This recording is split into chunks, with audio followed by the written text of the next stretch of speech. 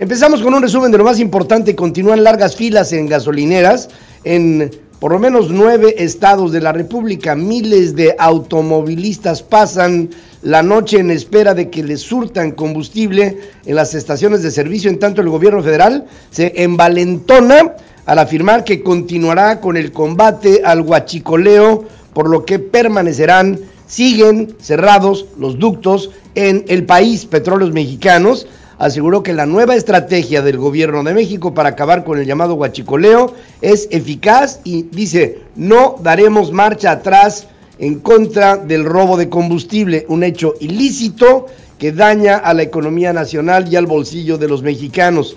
En tanto, el líder del Sindicato de Trabajadores Petroleros de la República Mexicana, Carlos Romero de Champs, se ampara en contra de cualquier acción judicial que quiera hacérsele o buscar algún juicio de procedencia por los presuntas acciones que luego de este ataque al huachicoleo pudieran haber derivado en la culpabilidad de este líder sindical. Carlos Romero de Champs se ampara, y perdón, ayer me fui con una crítica muy agria a Carlos Romero de Champs, perdónenme, pero yo odio a las personas que afectan a mi querido México, verdaderamente las aborrezco.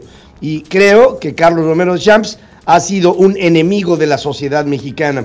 Aunque el gobierno federal informó que ha tenido contacto con él para resolver el problema del robo de gasolina, Romero de Champs teme ser detenido, ya que 2 agentes policíacos lo fueron a buscar sin hasta este momento detallarse el motivo de su visita. Solamente sé que fueron a buscar a Carlos Romero de Champs y de ahí no tenemos más información al respecto. México ya se encuentra en crisis por desabasto, asevera la Coparmex. Argumentó que tan solo en 3 estados ya hay pérdidas por 1,250 millones de...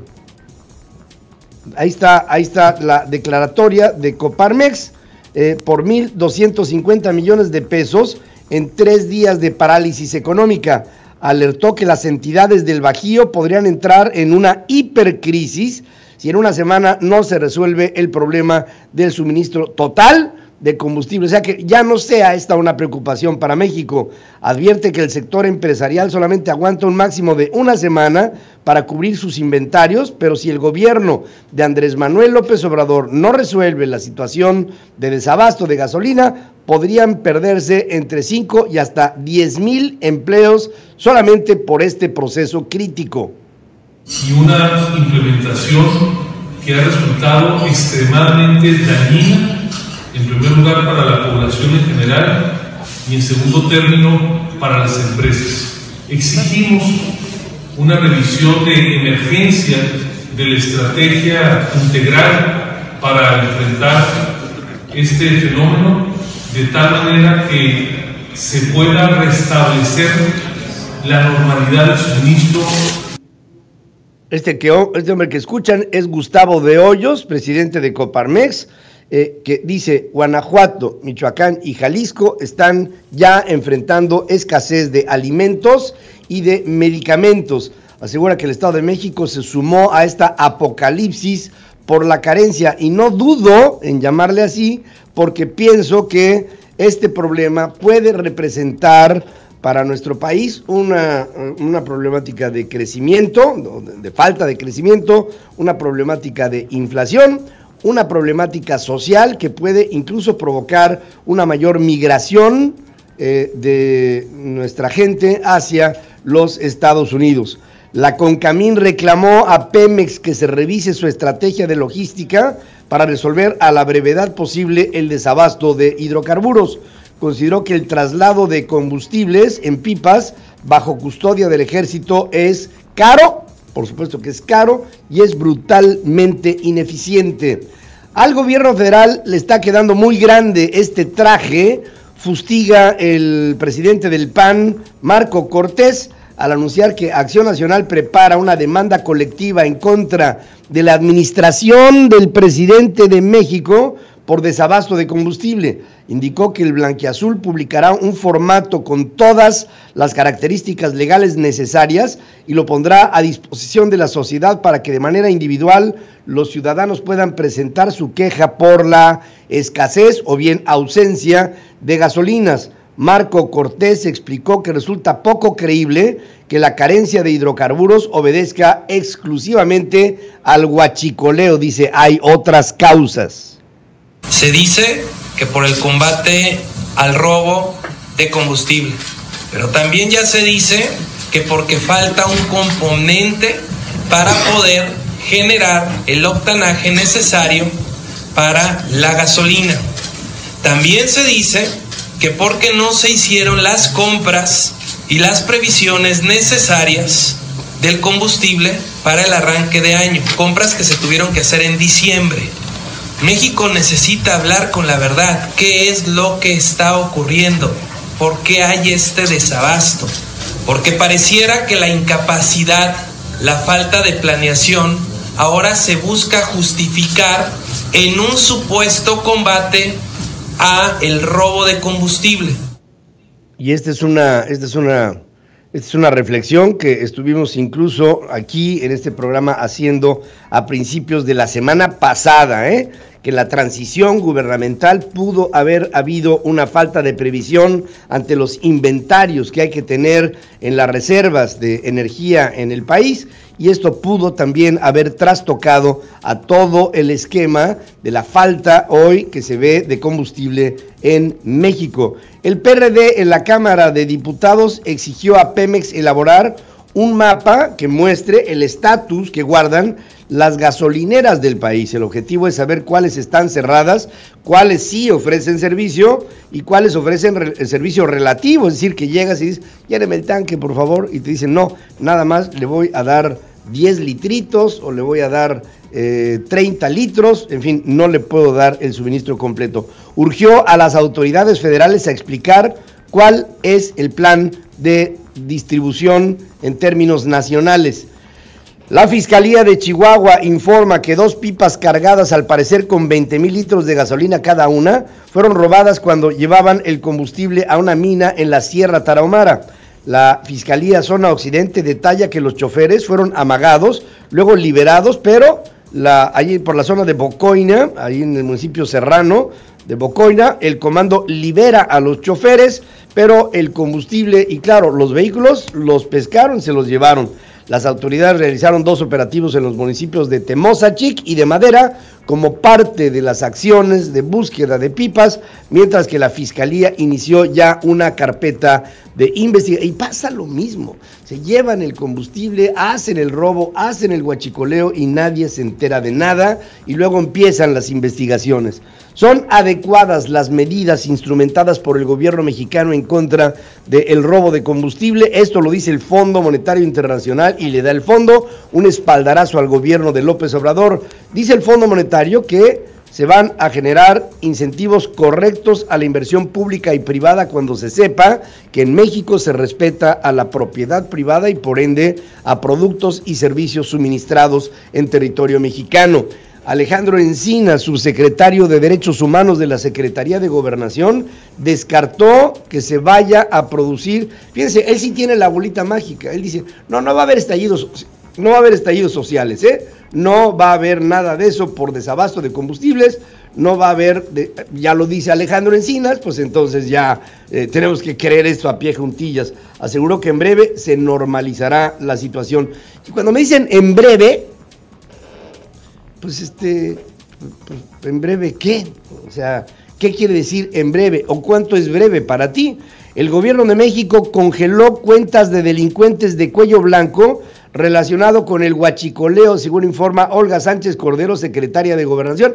Esta es la primera noticia que me da esperanza de que vayamos a encontrar a los culpables de este robo multimillonario e histórico. Aseguró que también fueron aprehendidas personas que estaban saboteando a los ductos de petróleos mexicanos, mismas que ya han sido puestas a disposición de las autoridades. Con la Unidad de Inteligencia Financiera estamos ya detectando algunas de las cuentas que precisamente estaban relacionadas con el robo de combustible y en ese sentido Estamos desde luego ya congelando las cuentas, por una parte, y por otra parte poniendo a disposición del Ministerio Público la carpeta de investigación para que se lleven a cabo todas las investigaciones relativas precisamente a estas gentes que estaban involucradas, que como decía el presidente, no solamente son los de abajo, sino los de cuello blanco, que tenían toda una red de distribución y que en ese sentido se está actuando. Y fíjense, ahora falta otra parte, que es, sabemos, y esto lo sabe Central FM Equilibrio, sabemos que parte de los productos pétreos no refinados que son robados a Petróleos Mexicanos se pasan del lado norteamericano ilegalmente para ser refinados ilegalmente en los Estados Unidos y después regresados ilegalmente a México y revendidos. Esta relación no se ha hablado de ella y pensamos que también este es un asunto muy importante a seguir. El presidente López Obrador anunció el refuerzo de la vigilancia en 1,600 kilómetros de los 6 principales ductos que tiene las arterias de Pemex para evitar el multimillonario robo del carburante. Denunció que la escasez de los hidrocarburos obedeció a un doble sabotaje en un ducto que corre de Tuxpan a Azcapotzalco, aquella vieja refinería de Azcapotzalco que cerró el presidente Salinas. Sentenció que no dará un paso atrás en el combate a la corrupción. El gobierno de López Obrador blindó, fíjense, ayer Juan de Dios Guevara nos hablaba de que el precio promedio ponderado de las gasolinas para nuestro país será de $34 para todo el año.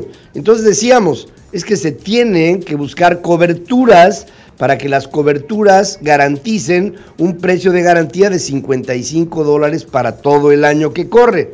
Pues el gobierno de López Obrador, miren, ayer blindó los precios del petróleo para el 2019. La Secretaría de Hacienda anunció que cerró la contratación de coberturas petroleras para este año que corre, con lo que garantizan que los ingresos del crudo para este año se mantendrán en los niveles calculados por la Cámara de Diputados. De esta manera se asegura que el precio promedio será de $55. Hacienda especificó que para esta estrategia de coberturas se tuvo que pagar un dinerazo, 23,489 millones de pesos. El objetivo, insisto, es garantizar la macroestabilidad económica de México.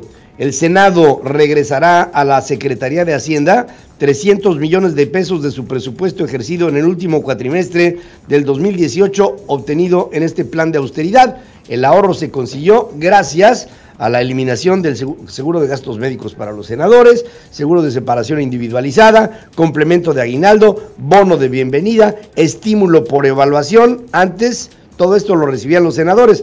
También se retiraron vehículos que estaban al servicio de algunos legisladores que tenían cargos en la dirección o en el gobierno del Senado, según detalla el propio líder del Senado, Martí Batres.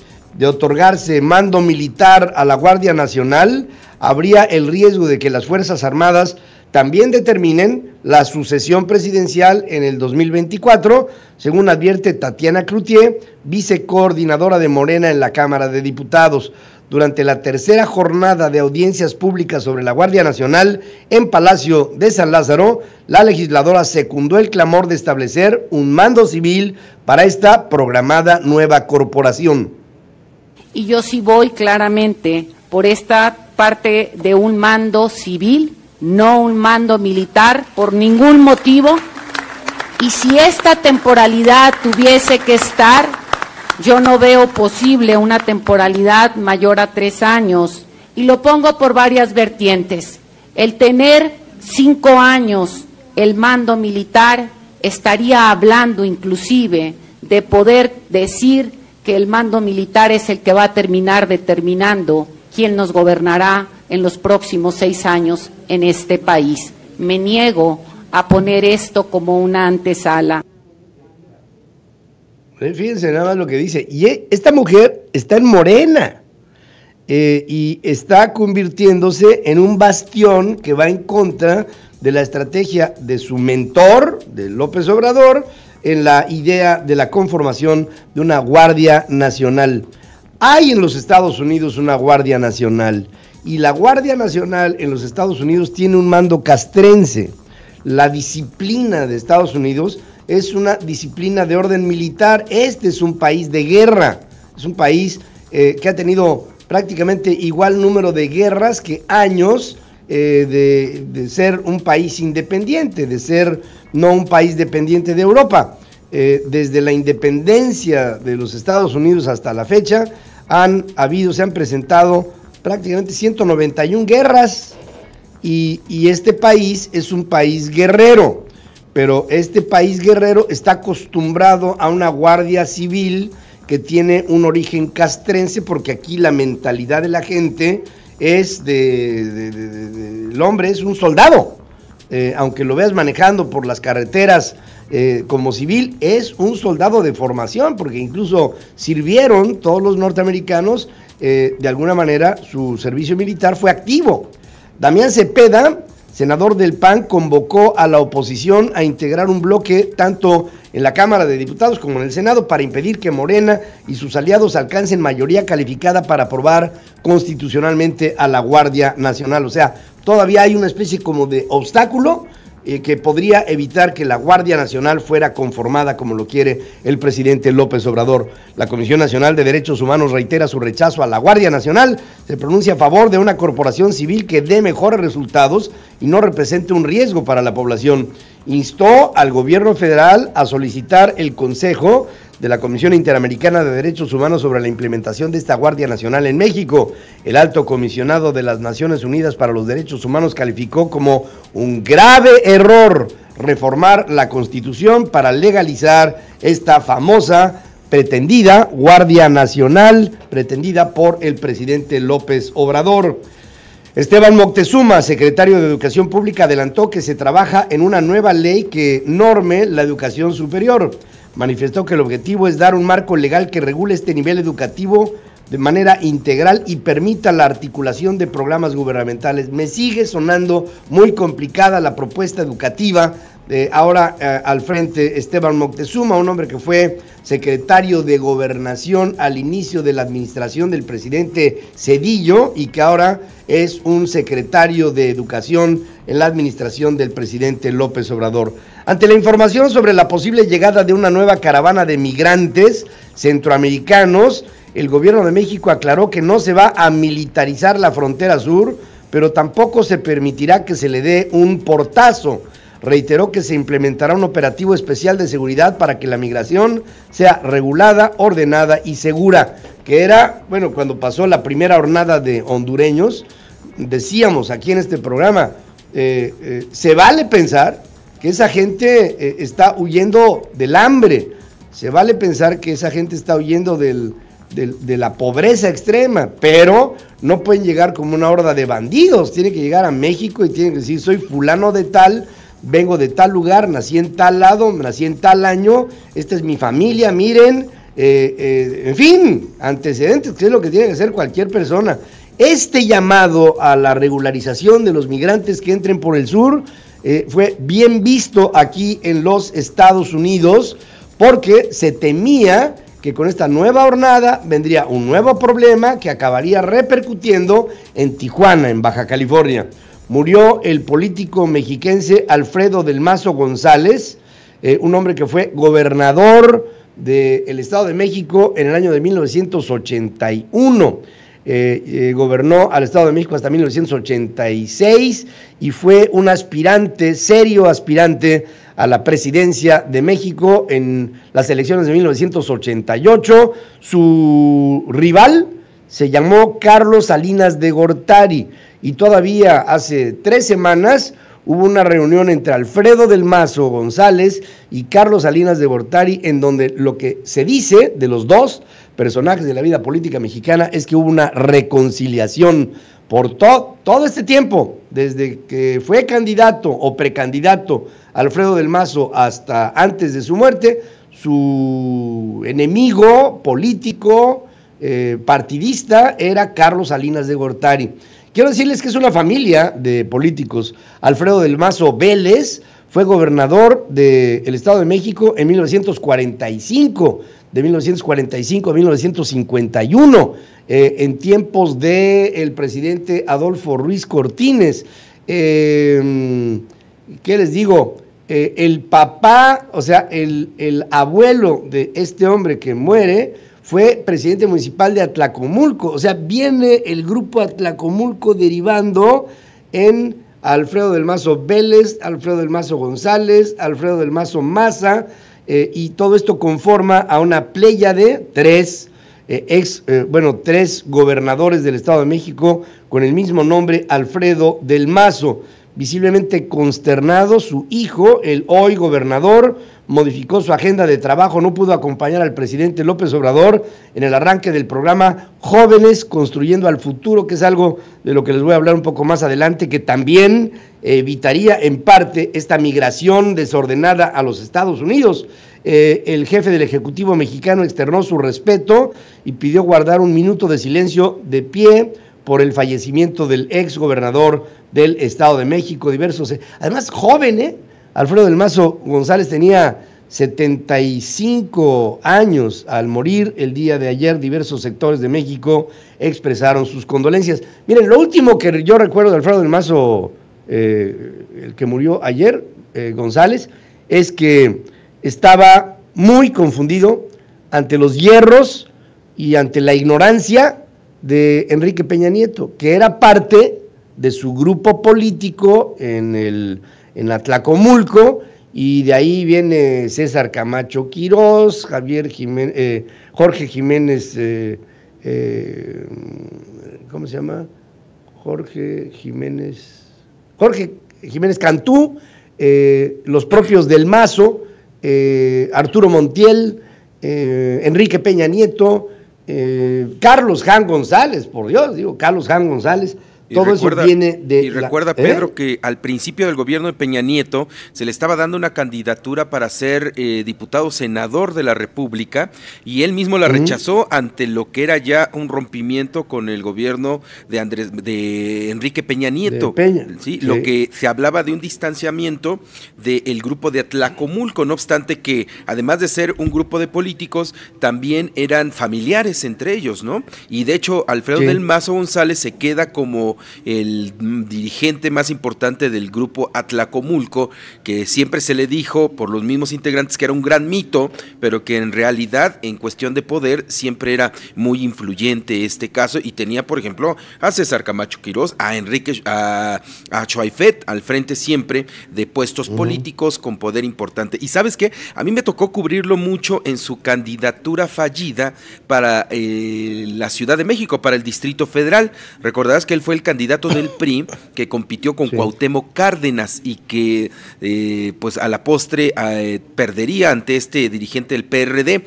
Era realmente esa elección en la Ciudad de México, la primera que se hacía para los capitalinos, pues un choque de trenes importantísimo, porque eran dos figuras políticas muy importantes de nuestra vida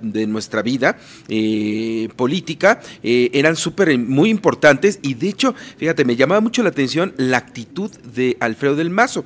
Hemos cubierto muchas campañas, hemos tenido contacto con muchos candidatos, pero la figura de Alfredo del Mazo era una figura sumamente importante para el Partido Revolucionario Institucional, y creían que con Alfredo del Mazo, con todo el poder y toda la influencia que tenía en el Estado de México, podría ganar la Ciudad de México. Sin embargo, trono impresionante. Me acuerdo de una anécdota rapidísimo, te la cuento, Pedro, en una cena que más bien un café que nos tomamos en la noche con Alfredo del Mazo, varios reporteros. Yo le comenté a Alfredo del Mazo que la figura de Cuauhtémoc Cárdenas era muy difícil de vencer, porque él tenía el apellido de Cárdenas y ya traía un liderazgo. Entonces Alfredo del Mazo me dijo que no es cierto, que él veía claramente que su nombre, por la influencia en el Estado de México, pues iba a ganar. Entonces nos pidió que hiciéramos una pequeña encuesta con papelitos a todos los que estábamos reunidos, éramos como 10. Entonces nos pidió que en cada uno de los papelitos pusiéramos el nombre por el que íbamos a votar. Cuando abrió estos papelitos, ganó él por 9 votos a favor y 1 en contra. En ese momento yo pedí disculpas y me fui de la reunión, pero siempre tuvo una muy buen trato. Era de estos políticos, Pedro, políticos priistas, de estos que siempre son eran siempre muy corteses, no o no obstante que les podrías decir absolutamente todo, ellos siempre se iban hacia ti y se despedían. De estos políticos viejos que tenían este don de caballerosidad, no obstante que se estuvieran ahogando en el lodo, Pedro. Sí, ahí era el mismo estilo del profe Hank. Exactamente. El profesor Hank era también un hombre, era un caballero. Le hacías la pregunta más espantosa del mundo y te contestaba: qué bueno, Pedro, que me haces esta pregunta porque me da la oportunidad para Pero siempre, o sea, no esquivaban el golpe, siempre lo hacían con una gran cortesía. Era de los políticos del PRI, Pedro, perdóname, era de los políticos del PRI que lamentablemente se quedó en el imaginario político diciendo: es de los que roba, pero salpica. Ese era realmente el lema, así se les identificaba a Carlos Hahn, a Alfredo del Mazo, a todos ellos, ¿no? Y la familia del Mazo es una familia riquísima, que se hizo riquísima con la política, o sea, robando. Esa es la esencia, y perdón porque se acaba de ir, pero esa es la verdad. La defensa de Joaquín El Chapo Guzmán solicitó aquí en los Estados Unidos al gobierno del presidente López Obrador que intervenga diplomáticamente ante Estados Unidos para anular el proceso que enfrenta el Chapo en Nueva York y evitar una posible cadena perpetua con base en lo que consideraron una extradición ilegal. José González Mesa, abogado del Chapo, asegura que están pidiendo que sea enjuiciado en México y manifestó que el gobierno de Peña Nieto violó todos los derechos de su cliente en una política entreguista, dijo, hacia los Estados Unidos. Desde un principio nosotros protestamos por la ilegal entrega que hizo el licenciado Peña Nieto a los Estados Unidos de Norteamérica. ¿Por qué? Porque existían 3 amparos, vivos todavía están los amparos. 2 del licenciado Juan Pablo Vadillo y 1 del licenciado José Refugio Rodríguez. Fueron 3 abogados que fueron violados. ¿Qué es lo que vamos a hacer? Desde aquella época nosotros estamos en la Suprema Corte de Justicia y esperamos que tengamos una sentencia favorable para que el Chapo sea regresado a México en virtud de que se llevó ilegalmente. Y les digo una cosa, nunca van a regresar al Chapo Guzmán, las autoridades norteamericanas aquí no, o sea, la idea aquí en Estados Unidos es no soltamos al Chapo Guzmán. El Chapo Guzmán vendió toneladas, no se dice cuántas, toneladas de drogas a la sociedad norteamericana, la envenenó y por lo mismo este hombre no tiene regreso. La Secretaría de Relaciones Exteriores respondió a El Chapo, informó que el asunto de la extradición de Joaquín Guzmán Loera ya fue resuelto por el Poder Judicial Federal, instancia que determinó negar el amparo y protección de la justicia federal al quejoso.